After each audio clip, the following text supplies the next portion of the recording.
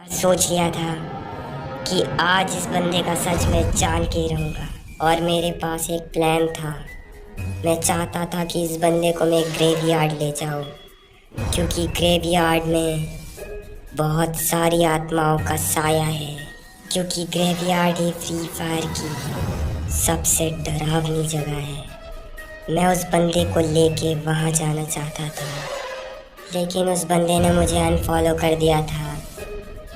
और ग्रेवयार्ड भी बहुत ज़्यादा सुनसान था। मैं बहुत ज़्यादा डर रहा था। ग्रेवयार्ड में एक भी बंदा नहीं कूदा था। मैं सोचा कि मैं गेम से बाहर निकल जाता हूँ। और राज भी मेरा ऑफलाइन था यार दोस्त, और मेरा जैक भाई भी ऑफलाइन था। तभी मैं सोचा चलो फाइनली खेल लेता हूँ। मेरे साथ ग्रेवयार्ड में आई है और आखिर वो यहाँ। तभी मैं ज़्यादा बहुत डर गया था। राज भाई का याद आने लगा था। सोचा कि जैक भाई मुझे नहीं पता था। मैं डरते डरते ग्रेवयार्ड में घूम रहा था।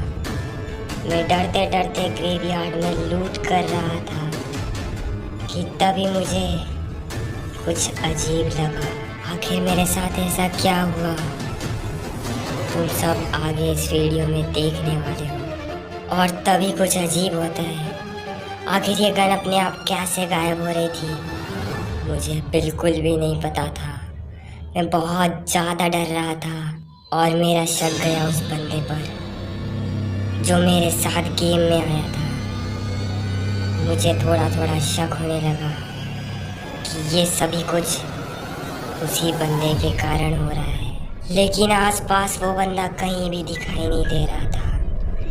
लेकिन वो बंदा ऐसा कैसे कर रहा था, मुझे बिल्कुल भी समझ में नहीं आ रहा था। और तभी अचानक सामने पड़ा हेलमेट गायब हो गया और मैं बहुत ज़्यादा डर रहा था कि आखिर ऐसा मेरे साथ ही क्यों हो रहा है। तभी अचानक एक आवाज़ आती है। किसी ने अचानक एक लैंड माइन लगा दी थी, जो कि मुझे नहीं पता चला आखिर वो कौन है जो मेरे साथ है, पर मुझे दिखाई नहीं दे रहा। आखिर ये आत्मा मेरे साथ क्या करना चाहती थी, मुझे बिल्कुल भी समझ में नहीं आ रहा था। मैं बहुत ज़्यादा डर रहा था कि आगे मेरे साथ क्या होने वाला है और ये सारी चीज़ें मेरे साथ ही क्यों हो रही थी, मुझे कुछ भी समझ में नहीं आ रहा था। आखिर कौन था वो मेरे साथ जो ये नहीं चाहता था कि मैं फ्री फायर खेल सकूं। क्या वो फ्री फायर का भूत था या कंचना की आत्मा? फिर मैंने मैप खोल कर देखा और वो बंदा हैंगर में ही था। और आखिर वो वहाँ क्या कर रहा था और ये सारी चीज़ें मेरे साथ क्यों हो रही थी, मुझे बिल्कुल भी नहीं पता था। आखिर वो बंदा ऐसा कैसे कर पा रहा था, आखिर ये कौन सी आत्मा थी मेरे साथ। इसके बाद मैं ग्रेवयार्ड से बाहर निकला क्योंकि जोन आने लगा था और पास ही एक बाइक थी। मैं गया बाइक लेने, लेकिन मैं ड्राइव नहीं कर पा रहा था। आखिर इस बाइक के साथ क्या प्रॉब्लम थी। मैंने सोचा कुछ ग्लिच होगी और मैंने बाइक में एंटर कर दिया। और जैसे ही मैं इस बाइक में एंटर हुआ, ये बाइक अपने आप चलने लगी। आखिर ये बाइक अपने आप कैसे चल सकती है, मुझे कुछ भी समझ में नहीं आ रहा था कि आखिर ये मेरे साथ क्या हो रहा है। क्या फ्री फायर में ऐसा भी होता है? ये सब सोच के मैं बहुत ज़्यादा डर रहा था कि आखिर ये मेरे साथ क्या हो रहा है। फिर मैंने उस बाइक से एग्ज़िट कर दिया। आखिर इस बाइक में ऐसा क्या है कि ये अपने आप चल रही थी, मुझे कुछ भी समझ में नहीं आ रहा था। आखिर ऐसा कैसे हो सकता है, बिना ड्राइवर के व्हीकल कैसे चल सकती है।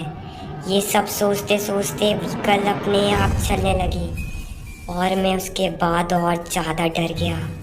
मैं बहुत ज़्यादा डर गया कि आखिर ये बाइक अपने आप कैसे चल रही है। ये सब सोचते हुए मुझे एक आइडिया आया कि क्यों ना मैं उस बंदे के पास जाऊँ जहाँ वो मैप में शो हो रहा है और मैं उस बंदे के पास जैसे ही आया, वो बंदा इस टावर के अंदर था।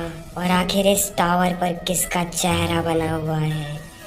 आखिर ये कौन है? आखिर इस टावर का क्या रहस्य है? मुझे बिल्कुल भी नहीं पता था। ये सब सोचते हुए मैं उस बाइक में वापस एंटर हो जाता हूँ और वो बाइक मुझे मिल पर ले आती है।